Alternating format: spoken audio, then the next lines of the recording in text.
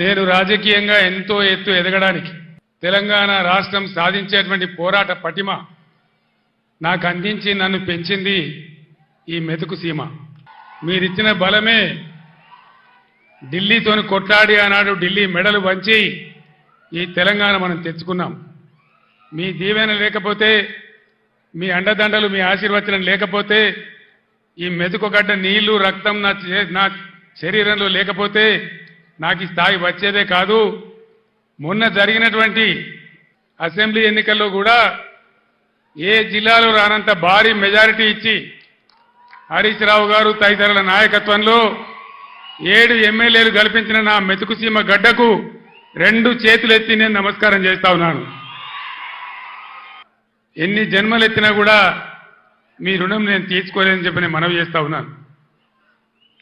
ఇవాళ కొంతమంది తెలివి ఉన్నవాడు, తెలివి లేనివాడు, అడ్డంపొడుగు మాట్లాడేవాడు బీఆర్ఎస్కు పార్లమెంటు ఓట్లెందుకు, సీట్లెందుకు అని మాట్లాడుతూ ఉన్నారు. ఇప్పుడే కావాలి బీఆర్ఎస్కు పార్లమెంట్లో ఓట్లు, సీట్లు ఎందుకు? ఆనాడు నన్ను మీరు ఆశీర్వదించకపోతే, నేను వెళ్ళి కరీంనగర్ ఎంపీ గెలవకపోతే, పార్లమెంట్లో నేను తెలంగాణ బిడ్డగా గర్జించకపోతే మనకు తెలంగాణ రాష్ట్రం ఎక్కడి నుంచి వచ్చేది? ఈరోజు కూడా తెలంగాణ ప్రజల ఆకాంక్షలు, ఆశలు, హక్కులు నెరవేరాలంటే ఖచ్చితంగా టీఆర్ఎస్ బిడ్డలు పార్లమెంట్లో ఉంటేనే మన హక్కులు, అధికారాలు నెరవేర్తే నేను మీకు మనవి చేస్తా ఉన్నా.